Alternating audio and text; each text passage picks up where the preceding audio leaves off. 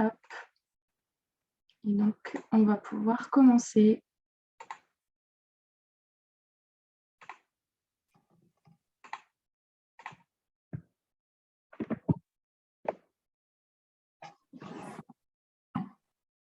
Vous voyez bien mon écran? C'est parfait, merci. Okay, super.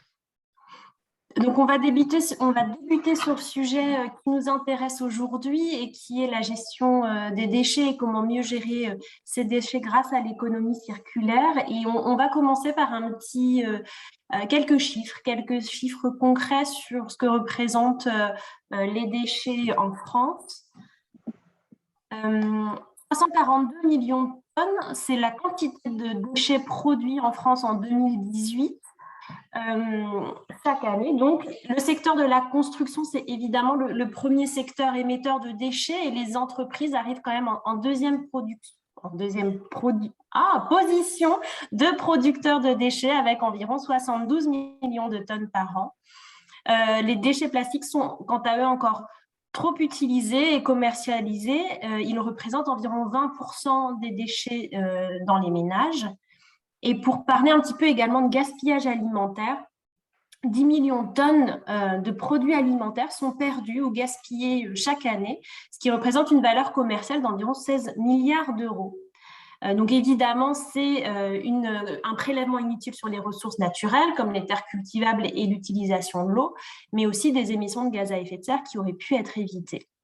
Pour parler un petit peu de la perception des enjeux environnementaux par les Français, et en particulier pour reprendre une étude qui parle vraiment des visiteurs, c'est l'étude du Comité régional du tourisme de Nouvelle-Aquitaine qui est parue très récemment, en mars 2022.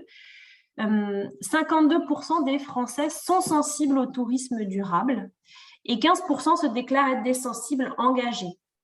Donc, plusieurs critères ont été regardés pour établir ces chiffres, comme par exemple la possibilité de limiter ses voyages en avion, ou le fait que des visiteurs vont choisir des prestations plutôt éco-labellisées, ou vont chercher peut-être à compenser des émissions de gaz à effet de serre. Plusieurs critères ont été proposés afin d'aboutir à ces chiffres. Et comme vous pouvez le voir sur le tableau, la préservation de l'environnement est ressortie comme étant la première des préoccupations pour ces visiteurs. Venait ensuite le fait d'avoir une satisfaction parce qu'on a agi de façon positive et responsable. Et enfin, la volonté de contribuer au développement du territoire et notamment par le soutien aux acteurs locaux. Donc, on voit avec ces chiffres que les enjeux environnementaux sont une préoccupation grandissante de nos visiteurs. Pour faire le lien aussi avec des obligations légales qui vont bientôt arriver et l'objectif de ce webinaire, c'est aussi de vous informer pour que vous puissiez anticiper et que les changements soient plus doux dans vos organisations. La loi de transition énergétique pour la croissance verte qui a été votée en 2015 avait déjà intégré des premières mesures de lutte contre le gaspillage alimentaire, comme par exemple le développement du tri à la source, ou la mise en place de filières de recyclage et de valorisation, par exemple dans le secteur du bâtiment. Mais le gouvernement a renforcé ses engagements avec la loi AGEC qui est entrée en vigueur en 2020 et qui fixe des objectifs supplémentaires sur la réduction des déchets, le réemploi, le gaspillage alimentaire et la valorisation énergétique. Donc, vous voyez sur ce tableau plusieurs échéances qui arrivent. Pour les cycles, DMA fait référence aux déchets ménagers assimilés. Et DNI, ce sont les déchets non dangereux, non inertes, les déchets les plus courants.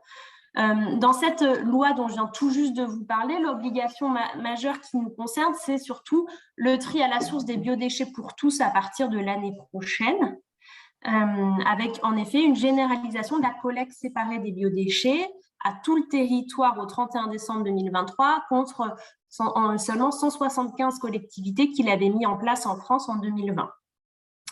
Il y a d'autres obligations qui vont tomber, elles sont un petit peu plus lointaines, mais il nous semblait important de le mentionner, notamment la fin des emballages plastiques à usage unique à l'horizon 2040. Olivier en a déjà un petit peu parlé, mais en effet, à l'Office, nous, on s'est attelé à ces questions-là, et notamment sur la gestion de notre principal événement, qui est Bordeaux Fête le Vin. Ça fait partie de la réduction des déchets fait partie de nos engagements durables à l'Office de tourisme, et la fête du vin est complètement intégrée dans la certification ISO 20121 sur notre management éco-responsable. Donc, j'espère que vous participerez à la fête du vin de cette année pour voir les actions qu'on va mettre en place. Mais il y a eu en effet une hausse des engagements, notamment sur le fait de vendre 0 bouteille plastique, de mettre en place du compost sur la restauration, avoir une brigade verte qui va faire de la sensibilisation pour les visiteurs. Enfin, il y a plusieurs actions qui ont été mises en place cette année et qui n'avaient pas pu être mises en place auparavant. Donc nous, pour vous dire qu'on se sent aussi concerné par ces questions-là et qu'on se pose beaucoup de questions sur comment le mettre en place, nous, à notre échelle. D'ailleurs, à ce sujet-là, je voulais saluer la présence parmi nous aujourd'hui de Clémentine Cousin, qui travaille à la direction de l'énergie, de l'écologie et du développement durable de Bordeaux Métropole, parce qu'en fait, ces nouvelles actions à l'Office, on est conscient qu'on ne va pas pouvoir les mener seuls, et dans ce but-là, on mène de nouveaux partenariats, notamment avec Clémentine, qui est ici présente aujourd'hui, et qui va réaliser un diagnostic sur la gestion des déchets professionnels. Elle va donc interviewer des professionnels, et j'espère que vous lui ferez un très bon accueil quand elle vous sollicitera. Ce sera vraiment un court questionnaire, mais ce qui nous permettra ce diagnostic va nous permettre de mieux connaître les enjeux des déchets des professionnels du tourisme et de l'événementiel, et de mettre en place ensuite des actions très concrètes, notamment de mutualisation, enfin des actions en fonction des besoins que vous aurez fait ressortir, qu'on pourra mettre en place à l'échelle de la métropole, en partenariat également avec la direction de la prévention de la gestion des déchets. Voilà, je vais laisser la main à Nour à présent. Merci. Voilà, donc comme on a pu le voir avec les chiffres alarmants que nous a partagé Julie, le modèle linéaire, il a bel et bien atteint ses limites. Vous pouvez le voir avec le schéma ci-dessous, plusieurs problèmes vont se poser pendant les différentes phases du cycle de vie des produits, avec notamment l'épuisement des ressources naturelles pendant la phase de l'extraction, une pollution de l'environnement qui est très importante, notamment pendant les phases de fabrication et de distribution, qui vont générer énormément d'émissions de gaz à effet de serre, des pertes économiques qui sont énormes. Julie l'a dit tout à l'heure, le gaspillage alimentaire, chaque année, c'est environ 16 milliards d'euros qui sont jetés à la poubelle, et donc de faibles retombées positives locales pour le territoire. Et tout ça, ça va résulter en fait à une quantité de déchets qui est beaucoup trop grande à traiter, et surtout trop peu de déchets qui vont pouvoir être revalorisés. Donc c'est pour cette raison qu'un nouveau modèle économique a émergé et s'impose aujourd'hui de plus en plus. C'est l'économie dite circulaire. Donc si on doit en donner une rapide définition, l'économie circulaire, c'est un système économique qui vise à changer de paradigme par rapport à l'économie dite linéaire, en limitant le gaspillage des ressources et l'impact environnemental, et en augmentant l'efficacité à tous les stades de l'économie des produits. Donc, en une phrase, l'économie circulaire, c'est faire mieux avec moins. On peut le voir aussi avec le schéma ci-dessous, et comme son nom l'indique, l'économie circulaire, en fait, ça forme un cercle perpétuel où, au lieu que les déchets restent dans la poubelle et ne soient pas valorisés, ils vont être justement valorisés, et cela va former un cercle perpétuel pour que ça soit remis dans la chaîne de fabrication, de distribution, de consommation, etc. On va donner un exemple concret. Par exemple, les produits alimentaires, au lieu qu'ils finissent dans la poubelle, ils vont pouvoir être valorisés de deux façons différentes. Ça va pouvoir devenir, par exemple, du biogaz grâce au processus de méthanisation. Donc, la méthanisation, c'est la fermentation des biodéchets, ce qui va pouvoir se transformer en énergie, et là, notamment en biogaz, qui va pouvoir être utilisé par les bus. Deuxième cas de figure, les déchets alimentaires, ils peuvent être transformés en engrais grâce au processus de compostage. Et donc, dans ce cas-là, ça va pouvoir devenir la matière première des agriculteurs. Si on prend l'exemple d'un objet, si votre objet il est neuf, mais que vous ne voulez plus vous en servir, Vous pouvez tout simplement le donner ou le revendre ou l'échanger. Si l'objet il est abîmé, vous allez pouvoir tout simplement le réparer pour pouvoir l'utiliser plus longtemps. Et si l'objet il est cassé, hors d'usage, etc., dans ce cas-là, vous allez pouvoir, par exemple, le revendre à une entreprise qui va le remettre à neuf. C'est ce qu'on appelle acheter en reconditionné. Et dans ce cas-là, vous faites à la fois une bonne action pour votre porte-monnaie et pour l'environnement, puisque des produits reconditionnés, ça coûte souvent bien moins cher que des produits neufs. Donc, vous voyez le cercle perpétuel où vraiment ça ne va plus devenir des déchets, mais ça va être revalorisé et remis dans la chaîne de fabrication, de distribution, etc. Alors, comment on peut appliquer l'économie circulaire dans son quotidien? Tout simplement grâce à la règle des 5 R. Donc, vous les voyez à l'écran. Refuser, réduire, réutiliser, recycler et rendre à la terre ou plus communément composter. Donc, pour chacun de ces R, on va pouvoir se poser des questions. Pour refuser et réduire, ça va être notamment est-ce que j'ai vraiment besoin de ce produit ou est-ce que j'ai vraiment besoin d'autant de quantité de ce produit? Pour réutiliser, ça va être est-ce que je peux encore me servir de ce produit? Est-ce que je peux le réparer? Pour recycler, son nom l'indique, ça va être en fait tout ce qui est revalorisation. Donc, est-ce que je peux revendre, redonner, recycler le produit et rendre à la terre? Est-ce que je peux composter ce produit? Alors, comment agir à votre échelle?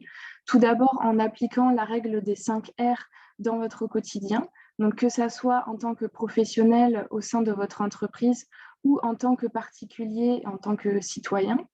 Continuez aussi à vous sensibiliser aux enjeux du développement durable, chose que vous faites ce matin. Et encore une fois, on est très heureux que vous soyez avec nous. Et aussi, surtout, en restant curieux et en partant à la découverte d'initiatives durables qui ont un impact social positif. Et justement, je vais laisser la parole à les détritivores qui vont pouvoir vous présenter leur activité. Donc, je vais arrêter le partage et je laisse la main à les détritivores. Alors, je vais partager et j'arrive.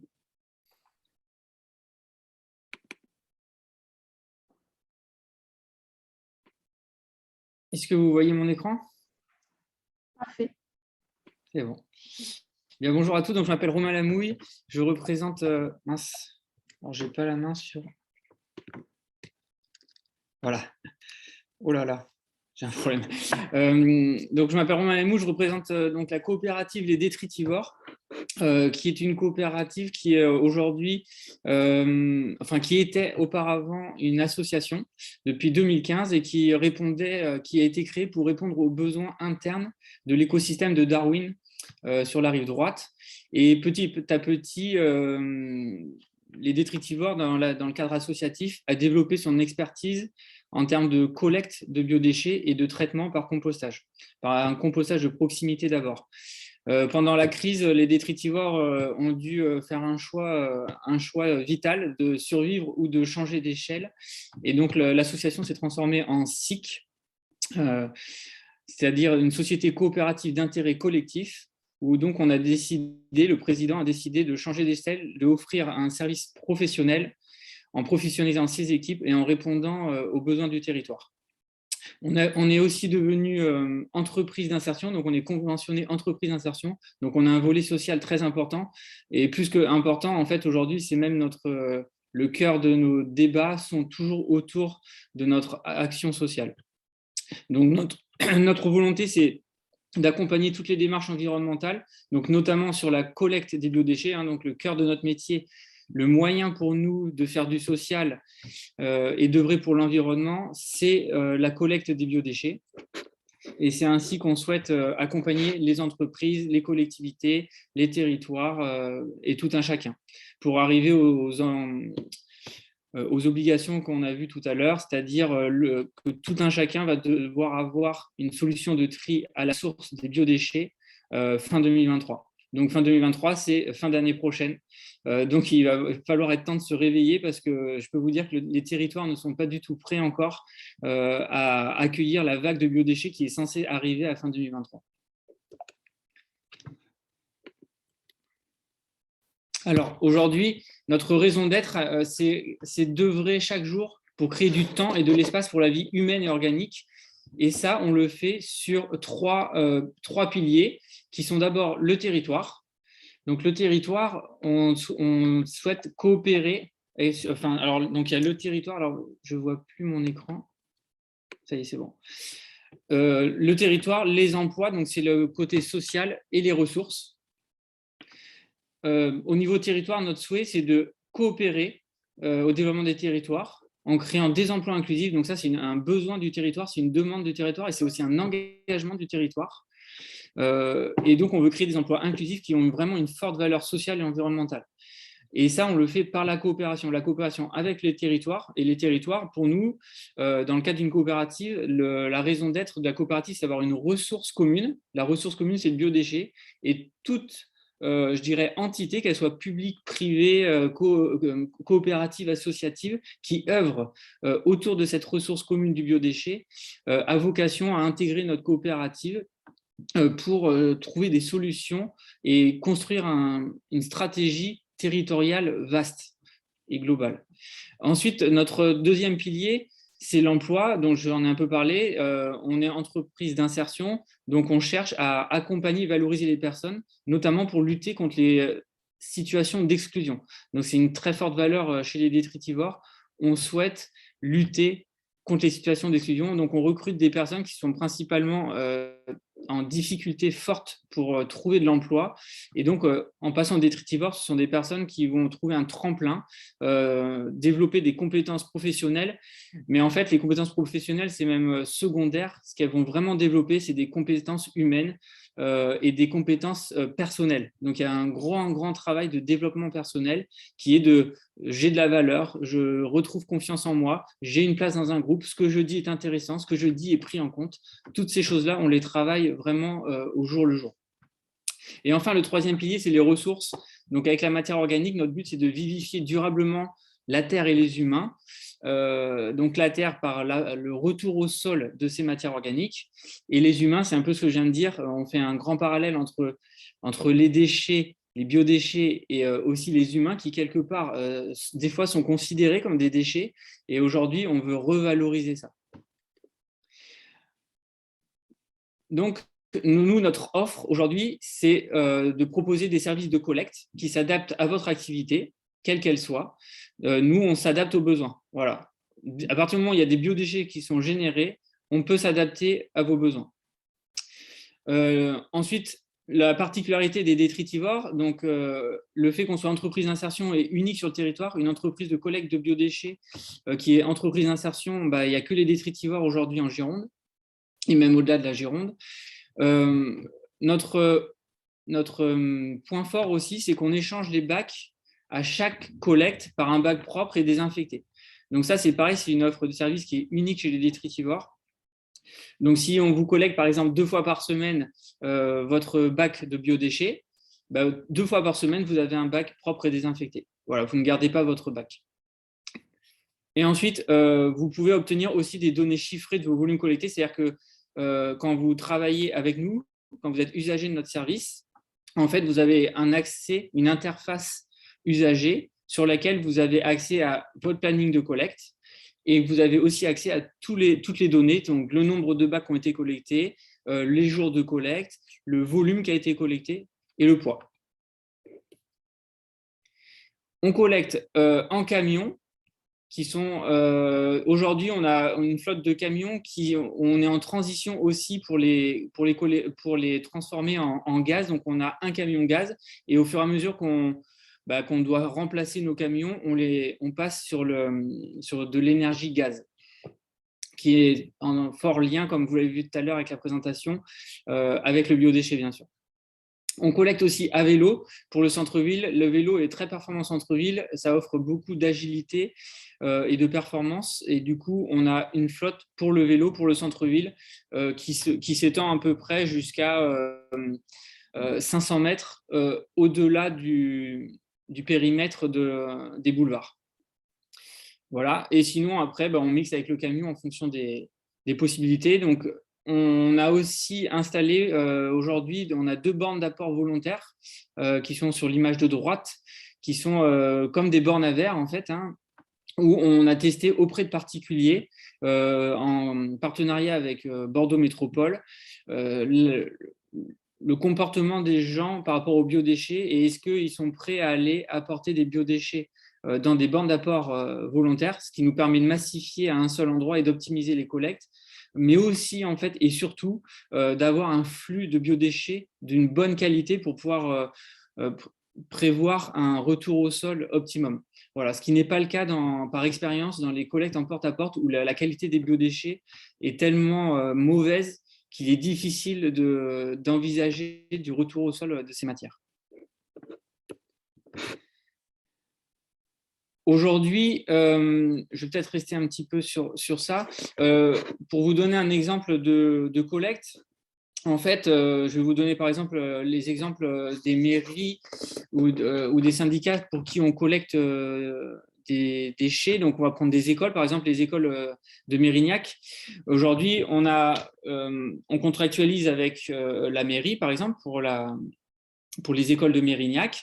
Donc, on définit le besoin, c'est-à-dire combien de couverts. Alors, ça dépend dans quel vocabulaire vous parlez, mais soit c'est des couverts, soit c'est des quantités par semaine. Il y en a qui connaissent leur volume de biodéchets. Bon, peu importe, nous, on s'adapte et on estime le besoin en volume de contenants dont vous avez besoin. Et en fonction de ça, on est capable de vous mettre des contenants qui vont de seaux de 22 litres jusqu'à la caisse palette qui fait 500 litres. Et entre les deux, vous avez des bioseaux de 30 litres, vous avez des bacs 120 litres, vous avez des bacs 240 litres. Voilà, et on peut collecter à vélo et ou en camion. Donc ça, c'est la première chose. Donc on définit le volume et le moyen de transport le plus optimum. Et ensuite, on définit une fréquence de passage. Donc, on peut jouer sur le nombre de bacs. S'il y a beaucoup de place, des fois, on peut mettre plus de bacs et passer peut-être qu'une fois par semaine, voire tous les 15 jours en fonction de l'activité. Ou alors, s'il y a moins de place pour stocker des contenants, on va augmenter la fréquence de passage en passant 2, 3, 4 fois ou 5 fois par semaine même, si c'est nécessaire. Ensuite, donc, par exemple, on se présente à l'école, on doit respecter des règles de sécurité, etc. On a souvent des accès qui nous sont confiés, donc avec des clés, des badges, des codes. Et on peut avoir un service aussi qui est autonome, où on n'a pas besoin forcément de croiser ceux qui commandent la prestation. Voilà. Après, ça, c'est moins le cas sur les restaurateurs, où là, finalement, on croise tous les jours le restaurateur. Ce n'est pas la même relation dans l'institutionnel que dans la restauration, par exemple.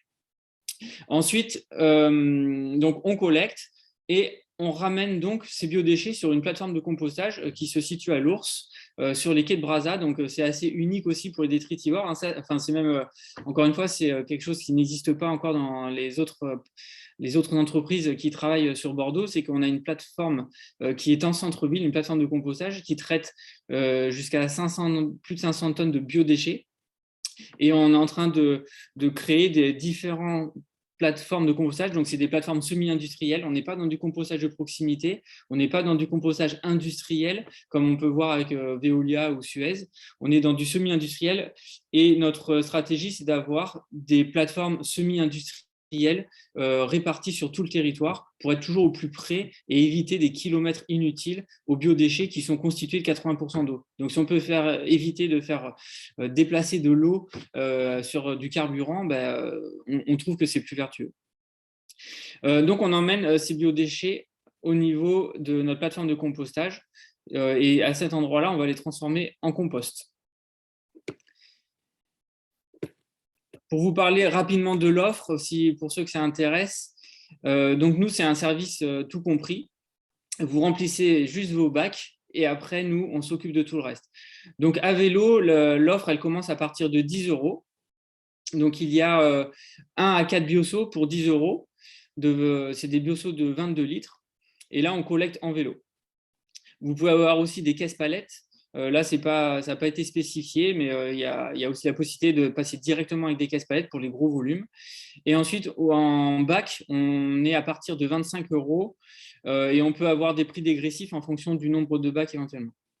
Et enfin, pour les adhérents de l'UMI et métro, et il y a un partenariat qui vous permet d'avoir moins 10% sur ces tarifs affichés. Pour la plateforme de compostage, ça, c'est un exemple d'Andin sur notre plateforme de compostage où donc, vous voyez qu'il y a des biodéchets et des végétaux. Donc, je ne vais pas vous expliquer trop le process, on n'a pas le temps, mais globalement, on mélange avec des végétaux, on fait travailler la matière et au bout d'environ 6 mois, en fait, on récupère un compost, on doit cribler la partie fine pour avoir du compost et ce compost ensuite retourne au sol. Donc, où est-ce que le compost retourne? Il retourne principalement… Alors, il y a à la fois le volume et à la fois la fréquence. Alors, on va aller sur… nous, notre vocation, c'est de retourner au plus près du producteur et au plus près du territoire où on produit le compost. Donc, on travaille principalement avec des paysagistes locaux, on travaille avec de l'agriculture urbaine. On a par exemple Akebia, qui est assez connu, qui prend du compost de chez Détritivore. Et ensuite, par exemple, pour reprendre l'exemple des écoles, on est aussi actif dans la sensibilisation, avec déjà des sensibilisations pour les gestes de tri dans les cantines, où on se déplace pour expliquer comment on fait le tri aux enfants et au personnel de cantine. Et à la fin du cycle aussi, on leur offre un peu de compost. S'ils en veulent beaucoup, il n'est pas offert parce qu'on ne peut pas tout donner, mais on offre du compost pour fermer la boucle pédagogique et de pouvoir concrétiser et matérialiser et sentir avec ses 5 sens en fait la boucle et de sentir que le geste qu'on a fait dans la cantine, ça revient par un autre côté et que ça va retourner au sol et servir souvent dans des actions pédagogiques au sein de l'école où ils ont des potagers et même des composteurs particuliers, quoi. Voilà. Donc, notre compost, du coup, il est 100% local. Alors, je ne vous ai pas dit, mais on va aussi sur de l'agriculture parce que finalement, les petits utilisateurs comme des écoles ou des particuliers ne prennent pas énormément de volume. Donc, on travaille aussi avec des agriculteurs, des viticulteurs. Donc, notre compost il est 100% local et il est normé par la norme 44051 qui est une norme qui reconnaît que le compost n'est pas un déchet, mais un produit de qualité qui respecte des seuils analytiques et qu'on peut ramener au sol sans danger. Et cette norme permet aussi d'utiliser ce compost en agriculture biologique. Donc là, c'est quelques logos de gens qui font partie de l'aventure des détritivores. Et je crois que je vous ai tout dit.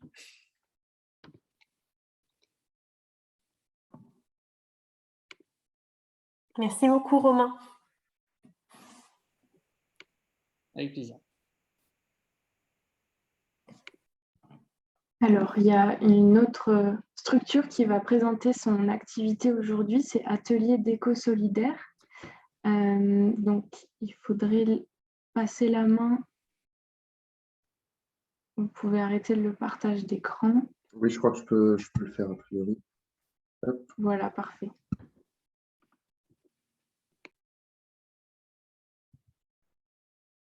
Voilà, donc c'est bon, l'écran est apparu?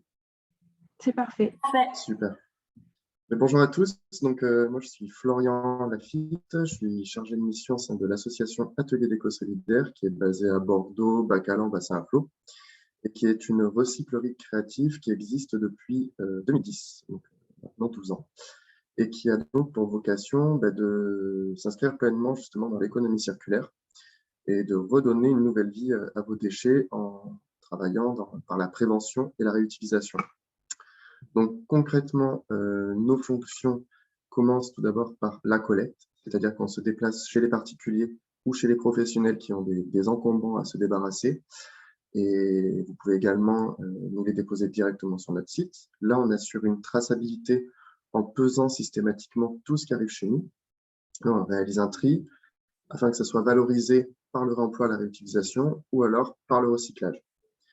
Justement, la valorisation, c'est une fonction principale puisque c'est elle qui mobilise nos salariés, les différents bénévoles qu'on peut avoir et également des volontaires en service civique qui sont tous engagés du coup dans un projet collectif qui vise à valoriser la matière. Et là, notre indicateur principal, c'est le tonnage réutilisé, ce qui est reparti dans le circuit de la consommation par notre activité. Autre pilier, la vente, parce qu'effectivement, le déchet restera déchet tant qu'il n'est pas reparti dans le circuit de la consommation. Je vous expliquerai un peu plus en détail dans le déroulé de cette présentation. Et enfin, la sensibilisation, qui est vraiment l'axe transversal de toutes nos activités, puisque on l'a vu tout à l'heure quand nous, on nous a présenté les 5 R. Il faut absolument refuser, réduire. Donc là, notre fonction vise d'abord à sensibiliser tout type de public, que ce soit par l'organisation d'ateliers ou alors sur des événements qu'on organise dans nos locaux ou alors à l'extérieur, que ce soit en entreprise, via des team building ou alors auprès de bailleurs sociaux, par exemple, en petit d'immeuble pour sensibiliser à tout ce qui est problématique de dépôt sauvage, par exemple. Je vais vous donner quelques indicateurs. Donc, je suis désolé, les derniers qui sont fiables datent de 2019, puisqu'on a été, comme surtout vous, dans les métiers du tourisme impactés par le Covid, que ce soit en 2020 et en 2021 avec les périodes de fermeture. Donc, en 2019, nous avions collecté au total près de 300 tonnes de déchets encombrants. Sur ces 300 tonnes, nous en avions réutilisé quasiment 200.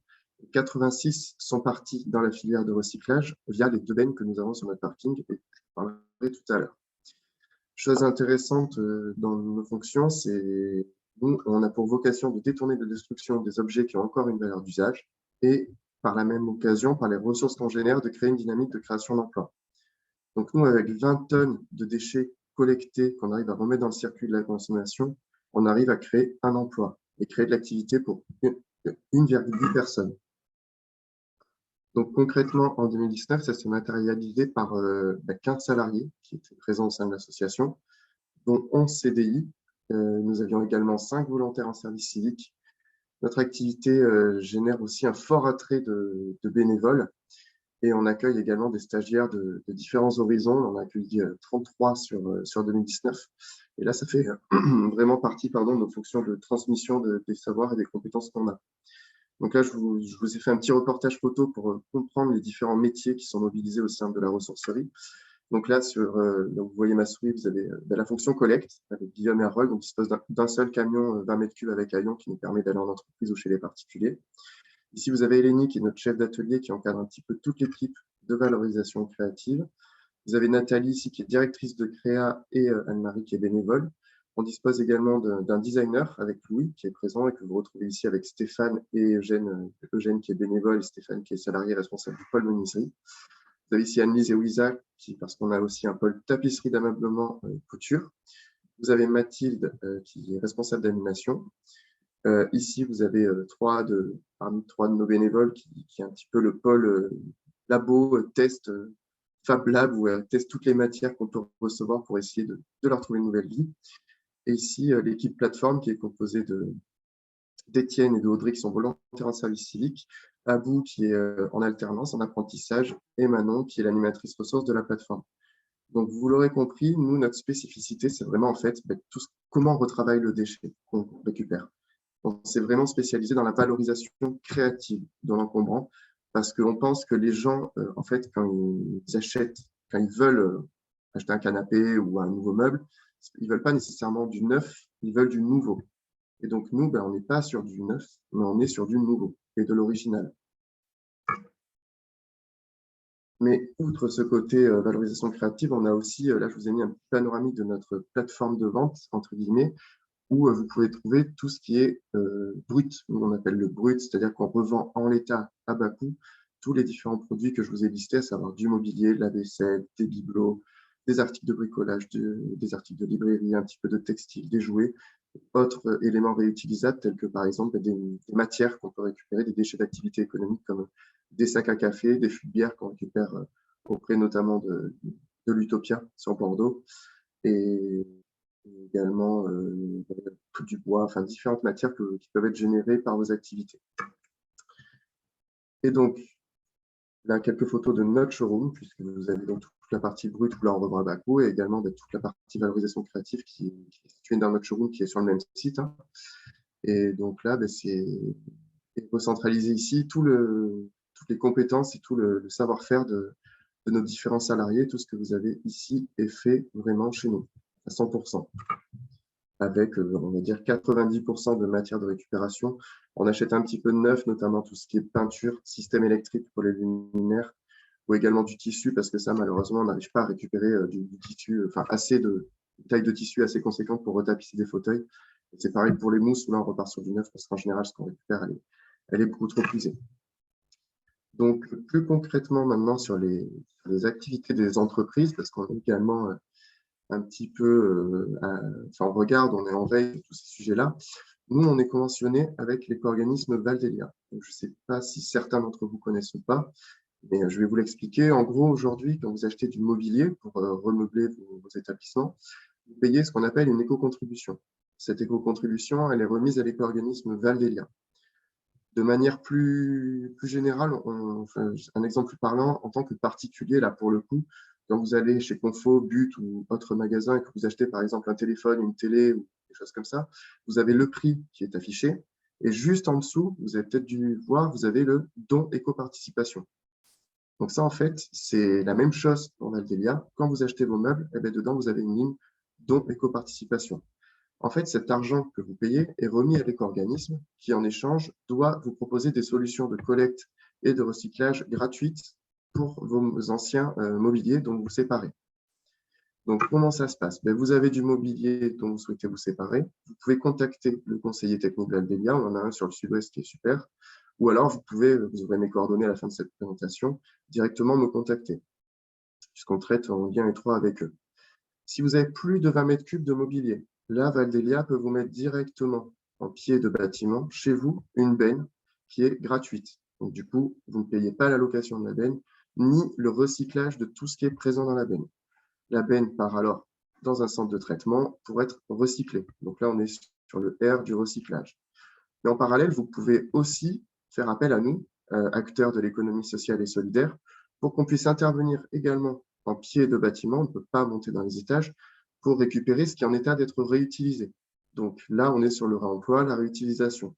On évite de détruire, ce que fait le recyclage, des choses qui sont encore en état d'être utilisées.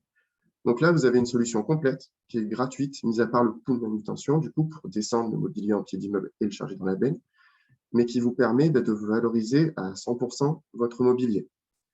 Si vous avez moins de 20 mètres cubes de mobilier, là, il faut aller sur ce qu'on appelle un point d'apport volontaire de Valdelia. Donc, sur Bordeaux Métropole, vous en avez deux. Vous avez Veolia à Bègles et nous, Atelier d'éco solidaire, qui sont conventionnés avec l'éco-organisme. Donc là, pareil, nous, on a une benne sur notre site. Si vous allez chez Veolia, là, ça sera 100% recyclage. Il n'y aura pas du tout de réemploi, de réutilisation. Par contre, si vous l'amenez chez nous, là, nous, on pourra faire ce qu'on appelle du piquage et donc détourner de la destruction des choses qui sont réutilisables. Donc là, on vous remet une attestation comme quoi c'est bien arrivé chez nous. Et donc, vous, c'est 100% tracé par l'éco-organisme. Et là, nous, on a une benne également Valdelia sur notre site, donc ce qui nous permet, comme je vous disais, de faire du piquage, d'utiliser ce qui peut être réutilisé, et après de remettre dans le circuit du recyclage tout ce qui n'est pas en état d'être utilisé. Ce qui fait qu'au final, sur notre site, on dispose de mobilier professionnel qu'on revend. Donc, vous pouvez vous équiper de seconde main avec les différents produits qu'on récupère et qui sont encore en parfait état d'usage et qui sont vendus à très bas coût. Donc, ça c'est revendu à tout le monde. Enfin, tout un chacun peut venir chez nous, mais aussi, du coup, les entreprises, notamment les jeunes entreprises qui se lancent, qui peuvent bénéficier de produits vraiment peu chers pour pouvoir lancer leur activité. Pour vous donner quelques exemples aussi de collectes qu'on a pu faire, le champ de ce que récupère Valdelia, de ce qui passe dans la filière de l'éco-organisme est très vaste. Ça va du mobilier entre guillemets classique, du mobilier de bureau, mais également on a pu collecter des matelas dans différents hôtels, des couvertures, des couettes, des oreillers, et donc c'est un panel très très large. On a pu faire une grosse opération il y a quelques années de ça chez Thales, lorsqu'ils ont déménagé de Pessac sur leur nouveau site à Mérignac. Donc, en mobilisant plein d'acteurs fédérés au sein d'un même réseau qui s'appelle RENET, qui est la dynamique régionale des ressources de Nouvelle-Aquitaine, on a pu faire plus de 80% de réemploi et donc limiter vraiment tout ce qui est parti en benne et en recyclage. Donc, il ne faut vraiment pas hésiter à nous solliciter pour qu'on puisse donner au maximum une nouvelle vie à tous vos encombrants. Et également, vous l'avez vu, donc du coup, on a toute une partie aménagement d'espace, et ce qui fait que vous pouvez aussi inscrire votre établissement dans une dynamique de responsabilité sociétale de l'entreprise en faisant appel, plutôt que d'acheter tout en neuf, à nos compétences pour essayer de refaire une petite partie avec du mobilier de réemploi réutilisation qui a connu une valorisation créative singulière. Donc là, je vous ai mis quelques exemples. Vous pouvez retrouver, par exemple, des créations qu'on a fait pour les bureaux de la Cité du Vin, des espaces d'agence de conseil, une loge au Matmut Atlantique, différents espaces de restauration, également de l'aménagement d'espaces, entre guillemets, éphémères pour des événements particuliers, des espaces de coworking qu'on a pu faire ici pour Piché, et même une banque d'accueil de l'Office de tourisme qui est implantée à la Cité du Vin. Donc là, c'est un travail vraiment collaboratif où on s'adapte au plus possible à vos besoins de mobilité de meubles, de coloris, de tissus, enfin, le plus possible, tout en ayant toutefois la contrainte de la matière qu'on récupère. Donc voilà en gros l'ensemble de nos activités. Là, je vous ai mis les liens vers les réseaux sociaux. Je pense que la présentation sera envoyée par mail. Les liens sont cliquables. Et vous avez également du coup le lien vers notre site internet, mon adresse mail et un numéro de téléphone pour entrer en contact avec moi pour échanger plus en détail sur les sujets si vous le souhaitez. Je vous remercie. Merci beaucoup, Florian. Donc, je le précisais sur le chat, mais un temps d'échange est bien prévu. Donc, si jamais vous avez eu des questions sur les 2 premières interventions, on aura un temps de discussion après. Vous pourrez évidemment les poser à nos 2 premiers intervenants. Je vais arrêter du coup le partage.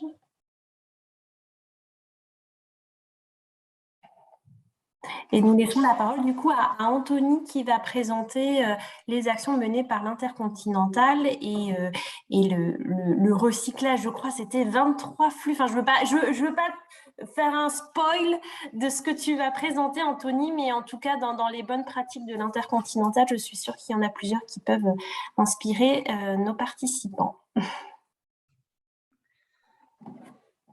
Bonjour à tous. Est-ce que vous m'entendez? C'est parfait, et on voit la présentation aussi. Bon, bah, génial, parfait.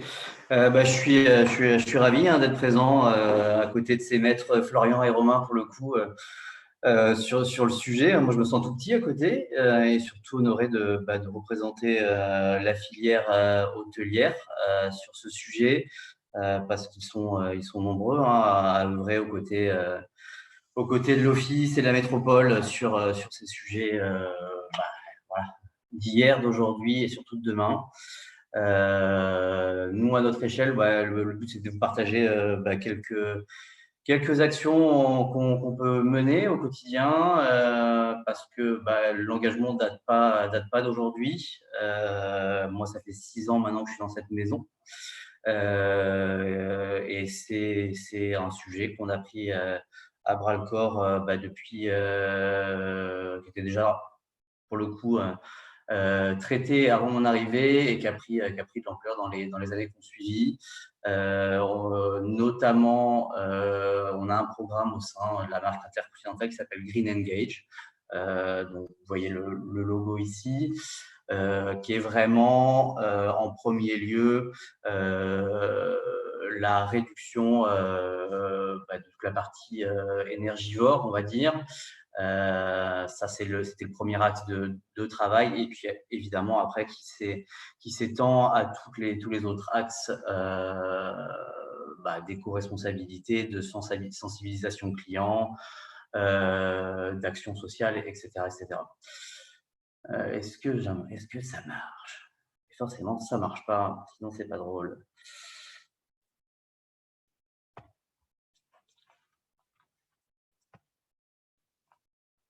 Ça marche.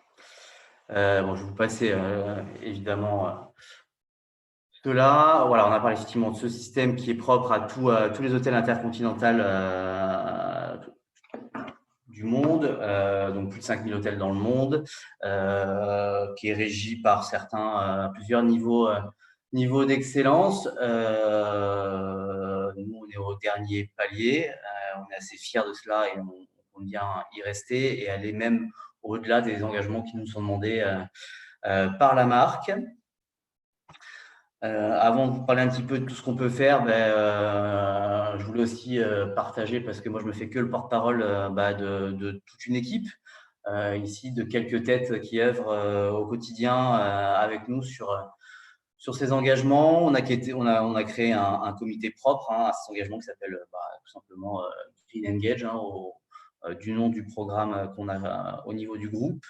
Donc, tous les départements de la maison sont représentés, évidemment menés à la tête par notre directeur général.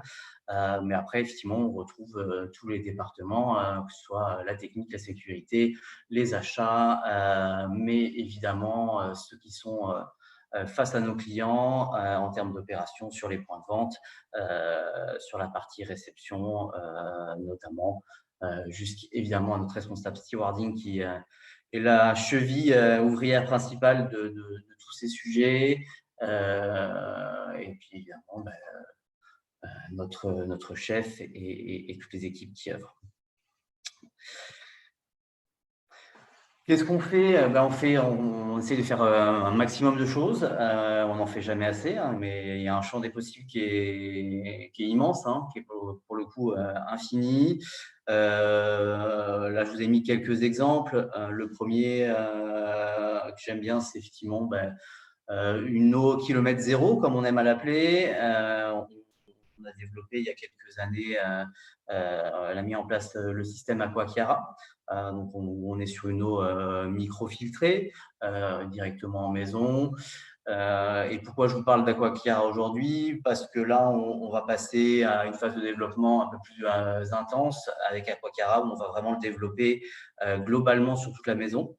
À l'heure actuelle, il était présent sur l'un de nos restaurants, nos bars et nos événements. Et on va le développer dorénavant à toute la maison et notamment à toutes nos chambres, où désormais tous nos accueils clients en chambre, on sera sur des eaux Aquachiara. Désolé pour nos petits copains d'Abati, hein, qui seront mis un petit peu de côté, en tout cas de prime abord. Évidemment, nos clients auront toujours la possibilité de commander cette belle eau locale qui est Abati. Mais voilà, l'engagement premier, ça sera d'offrir à nos clients cette eau kilomètre zéro. Et on est certains qu'ils seront sensibles à cet engagement premier pour les accueillir et les mettre dans les bonnes conditions de séjour à Bordeaux. Évidemment, le cœur du sujet qui nous a rassemblés aujourd'hui, c'est la partie recyclage, tri. Effectivement, on en a parlé en préambule. Ça a été notre travail premier, hein, où on a vraiment beaucoup fait d'efforts ces dernières années sur tout ce qui est recyclage et tri. À l'heure actuelle, on s'approche des 30 différents déchets triés, recyclés dans la maison.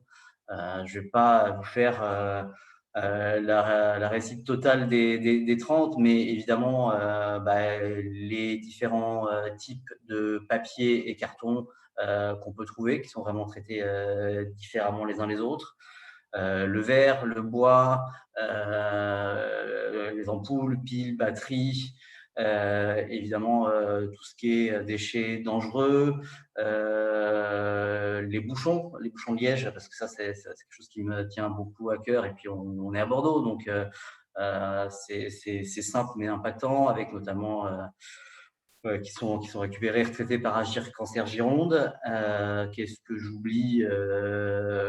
Merveilleuse association aussi qui est Unisop, qui retraite les savons des hôtels partout en France, hein, un gros succès, et qui ont un engagement qui va bien au-delà de juste retraiter les savons.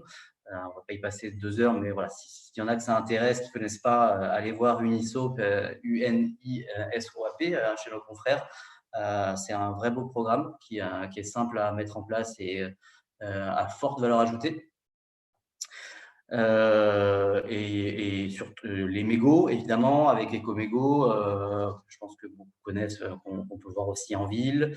Et je dois en oublier un très grand nombre pour le coup. Voilà, EcoMégots et Unisop, voilà, ils étaient là, tout simplement.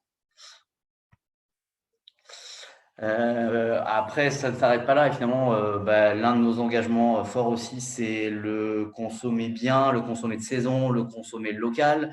Ça, c'est notre créneau sur tous nos points de vente. que ce soit les événements, le restaurant Le Bordeaux et aussi notre restaurant 2 étoiles, le Pressoir d'Argent.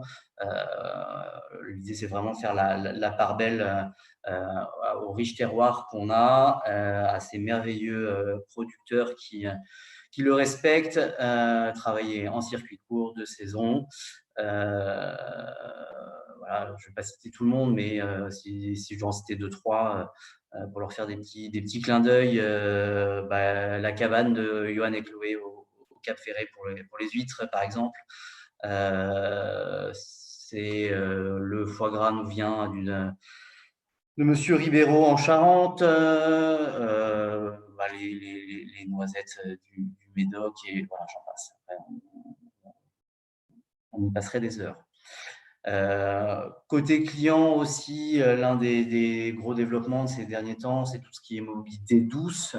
Au-delà, évidemment, de mettre en avant les services que propose la métropole, c'est avoir aussi notre propre pierre à l'édifice. C'est passé par des bornes de recharge électrique et également par la mise en place de trottinettes électriques propres à l'hôtel qu'on met à disposition de nos clients, auxquels seront ajoutés des vélos cet été. Et également, un petit clin d'œil à deux maisons qui nous ont accompagnés sur ce projet. On aime habiller chaque année notre équipe du rooftop de chaussures engagées. Pour le coup, pour la première édition l'année dernière, on a eu la chance de pouvoir collaborer avec Zeta. Pour ceux d'entre vous qui connaissent ou pas, on est sur des chaussures recyclées, recyclables, véganes, à base notamment de résidus de raisin. Donc, on est à fond dans la thématique Bordeaux éco-responsable pour le coup. Et pour cette deuxième année, c'est le Coq Sportif qui nous accompagne pour rendre encore plus beau nos équipes là-haut sur le toit, également sur des produits dans la même veine, pour le coup, sur les chaussures, avec sur Gaïa. Il y a tout un volet social aussi qui est important dans nos démarches au quotidien. Je vous ai mis quelques-unes des actions qui ont pu être menées ces dernières années. On ne va pas toutes les citer, sinon on va y passer la journée. Et je pense que le timing est un peu serré, vous avez tous des engagements. Je vais m'arrêter juste sur le dernier en date, qui est la Maison d'Ella, pour qui on a mené une action sur tout le mois de mars, dans le cadre de la Journée internationale des droits de la femme. Maison d'Ella, pour ceux qui ne connaissent pas, c'est une maison sécurisée d'accueil des femmes victimes de violences psychologiques, physiques ou sexuelles, pour lesquelles on a mis en place une action sur tout le mois. C'est une action où on a mis en avant les talents féminins de notre maison. Et sur chacun de nos points de vente, un talent féminin a mis en avant pendant tout le mois son coup de cœur. C'était le cocktail signature de Maëva au bar, la tarte citron de Manon au restaurant Le Bordeaux, par exemple, etc. etc. Et pour chaque vente de ces produits, une somme était reversée à la Maison d'Ella. C'est pour aller au bout de l'idée, c'est les femmes de la maison qui ont choisi l'association à laquelle on verserait cela. Et donc, la remise de chèques se fait dans quelques jours. On est plutôt ravis d'avoir été sur ce terrain-là. Voilà, ça regroupe un petit peu tous ceux avec qui on a pu travailler. Il en manque forcément ces derniers mois. L'un des gros focus de l'année à venir va être aussi le gaspillage alimentaire. et pas que gaspillage alimentaire. On travaille déjà avec Too Good To Go, notamment sur les restes du petit déjeuner. Et on avance. On espère pouvoir travailler avec le chaînon manquant, notamment sur la partie reste de la partie événementielle, et bien d'autres actions à mener. Dans les engagements du moment aussi, on est en train de changer pour la réduction de plastique. Tous nos amenities en chambre, pour ce qui est produits, gel douche, savon, etc., où on passe sur des grands formats. Donc, on va énormément limiter l'impact sur ce terrain-là. Et j'oublie forcément plein de choses. Je ne vais pas y passer la journée. Je serais ravi de répondre aux questions si certains d'entre vous en ont, ou d'aller plus en détail sur l'un ou l'autre des sujets qui ont été traités ici. Je vous remercie beaucoup. Merci à l'Office et je vous rends la main. Merci beaucoup, Anthony. Alors, on a un petit peu dépassé sur notre planning et on s'en excuse, on a toujours beaucoup trop de choses à vous raconter et 1 heure passe vite. Est-ce qu'il y a des questions?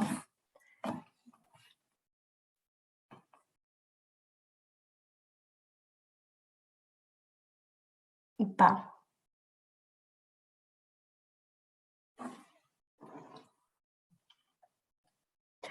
S'il n'y a pas de questions, en tous les cas, sachez que nous vous enverrons tous les éléments que vous avez vus, les différentes présentations que vous avez vues aujourd'hui.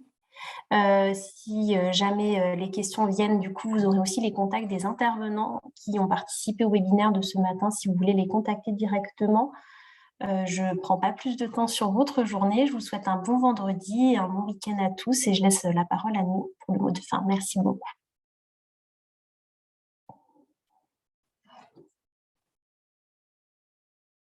Non, je crois que ton micro est coupé.